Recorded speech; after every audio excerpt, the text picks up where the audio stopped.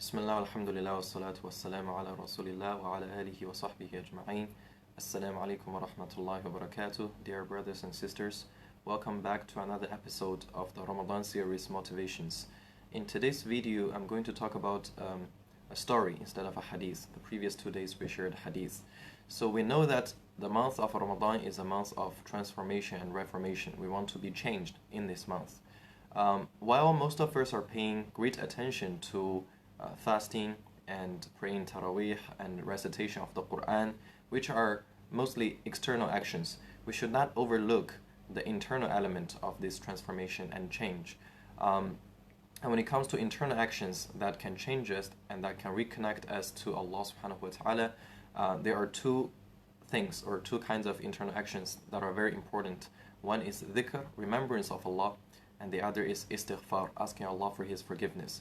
So today I'd like to share with you a beautiful story and a somewhat well-known one. Maybe you have already heard the story, but it's a very beautiful story, so I'd like to take this chance to share it again.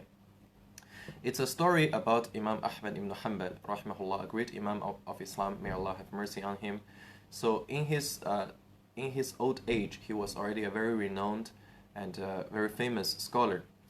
But he remained a very humble profile. So once he was traveling to another town to perhaps teach or meet some other believers, he had no place to stay, basically, for the night.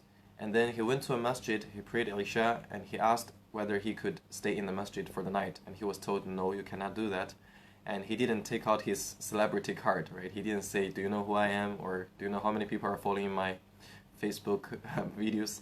He remained very humble, and he didn't reveal his true identity, because otherwise everybody would have heard of his name and they would have shown him great hospitality. But he didn't use his fame. And eventually he said, you know what, if it's not okay to stay in the hall, I can stay in the yard. I can just sleep in the masjid yard, if that's okay with you.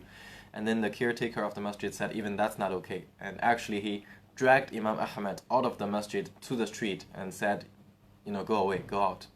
So Imam Ahmad became quite disappointed, and he didn't know where to go. There was a baker across the street who saw this happening, and he offered to Imam Ahmad that, you know what, I saw what happened, and you can stay at my place because I work very late. I have to work until the morning. Basically, you can stay with me. So Imam Ahmad gratefully accepted the offer.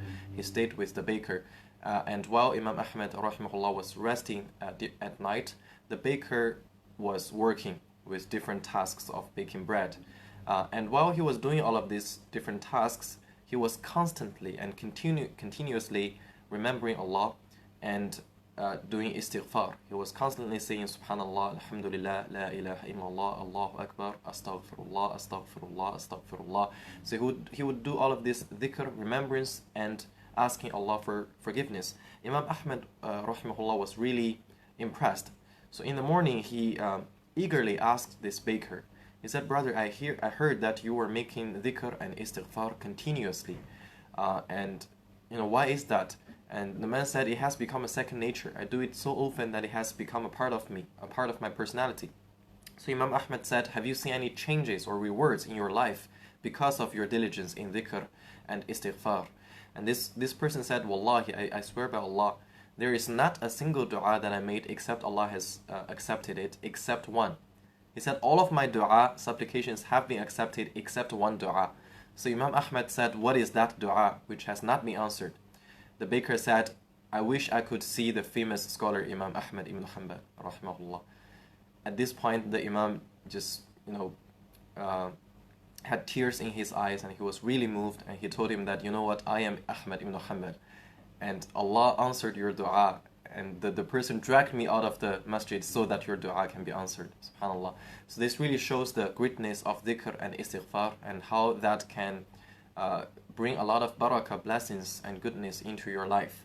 Another incident related to this is recorded by Imam al-Qurtubi in his tafsir. He mentioned that a person came to Al-Hasan al-Basri, rahimahullah, the famous scholar, and asked him, complained to him about a drought that happened in his part of the land, in his hometown.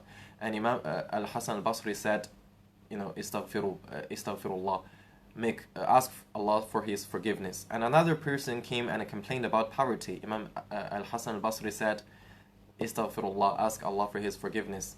And another person came and complained about his inability to have children. I cannot have children. Imam Al-Hasan al-Basri said, ask Allah for His forgiveness. Another person came and complained about his garden. His garden is not growing very well. And the Imam said, ask Allah for His forgiveness. So the same piece of advice was given to all of these different people with different problems, that ask Allah for His forgiveness. So they eventually asked the Imam Al-Hasan al-Basri rahimahullah, he said, why do you give us the same advice, istighfar? Will it work for all of the problems? Imam Ahmad said that, I'm not saying it because it's my own opinion, but rather it is the word of Allah. And he recited from Surah An-Nuh, from ayah number 10. Allah said, أعوذ بالله من الشيطان الرجيم وقل تستغفروا ربكم إنه كان غفارا يرسل السماء عليكم مدرارا ويمددكم بأموال وبنين ويجعل لكم جنات ويجعل لكم أنهارا. Allah subhanahu wa ta'ala said that I said, ask your Lord for His forgiveness. Indeed, He is always forgiving. He will send from the sky abundant rainwater, and He will enrich you with wealth and with children, and He will make for you gardens, and He will make for you rivers. So this shows us again that istighfar is not only to erase our sins, it's not only to deal with our mistakes and problems and bad deeds. Rather, it can bring us a lot more than that, a lot more goodness in our life. So in this blissful month, except for the external actions, do not forget to make istighfar, no matter where you are. After iftar, you're waiting for tarawih, do istighfar, ask Allah for His forgiveness. Whenever you get some time, do some dhikr, and this will bring a lot of barakah into your life. And it's a strong motivation for us to, hopefully the story and the ayat are a strong motivation for us to do this, inshallah. So thank you for watching today's sharing. Jazakumullahu khairan. Assalamu alaikum wa rahmatullahi wa barakatuh.